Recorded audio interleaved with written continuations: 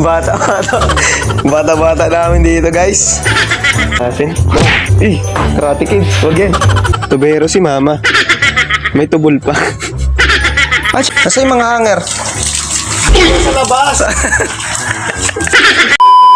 What's up mga par? I'm Benedict. For today's video mga par, andito nga pala ako sa amin. Syempre mga par, sa mga oras na yan, kaagising ko lang at nagkakapi para mainitan na akin tiyan. Umuwi nga pala ako sa amin para matulungan ko aking family. Ano siya na mga par, medyo sinisipon ako ngayon kaya medyo maliit yung boses ko at talagang inuubo pa ako. Pero natatansya-tansya ko naman bawat salita ko. Sa mga oras na yan, ang ganda talaga ng pakiramdam ko kasi ang ganda rin ng panahon. Mga alas 10 lang naman ako gumising yan kaya talagang tirik na rin ang araw. Pero sanay naman na. At syempre mga par, sa mga oras na yan, syempre kakamustahin ko yung aking family kung ano mang ginagawa nila. Kasi balita ko marami na nagbago sa kanila. At mga par, sa mga oras na yan, di pa talaga ako nagilamos kaya medyo may mga nakikita pa akong muta. At nararamdaman ko may nakadikit pa. Kaya ako yung maghihilamos muna. At syempre mga par, bigla ako nagulat pagpunta ko ng kusina. Ito ang bumungad sa akin. Sa mga nakakilala dyan, sino ba yan? Sana all talaga marunong maglaba. Siguro dito ako nagmana.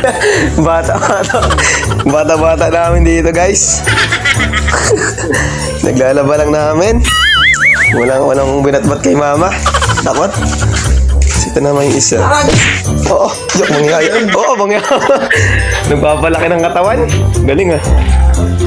Bunaw. Lakasin. Karate Kid. Huwag yan.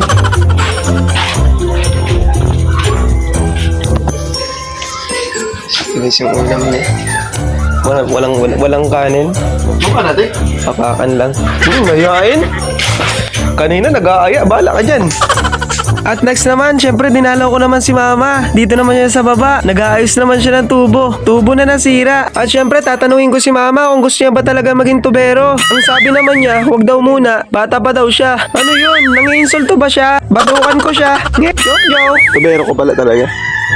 Ikaw ang tubiro. Tubero si mama. May tubol pa. At syempre mga par, pagkatapos yun, tinanong ko siya kung ba't niya pinagalabas papa. Sabi niya naman, baka paslangin ko siya pag di siya naglaba. Pagkasabi niya ng ganun, grabe nakakatakot talaga. Gusto ko na talaga malakbo niya sa mga oras na yan. Ang okay. Kasi yung mga hanger. Sa labas.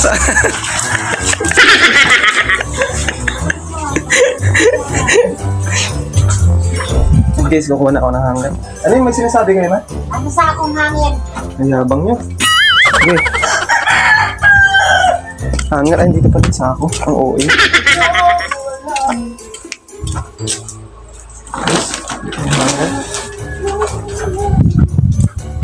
Uy, hindi man lang parang ilaw yun. Idawin mo!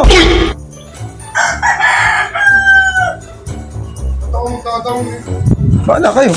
Pati natawang ba yun? Yeah.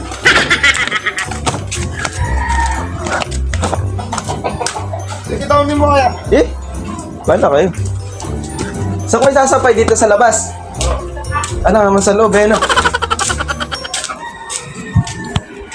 At syempre mga par, dahil nasa amin ako, syempre tutulong ako sa kanila para mapabilis ang trabaho. At sa mga oras na yun mga par, grabe sakit na talaga sa balat. Kahit baitem ako talaga para ako nasusunog. Kahit sunog na talaga ako. At syempre mga par, ang gagawin ko nga pala is magsasampay nga pala ako ng mga damit. Sa totoo lang talaga mga par, dapat mga par, pag uwi talaga ako, dapat pahinga lang. Kaso ginagawa ko naman dito, puro naman ganito, nakakasawa na. Puro na laba. Wala na pagkatapusan to. Charis, baka mapalayas tayo niyan. Hindi pa makapakain ng tanghalian. Mamatay ka na lang.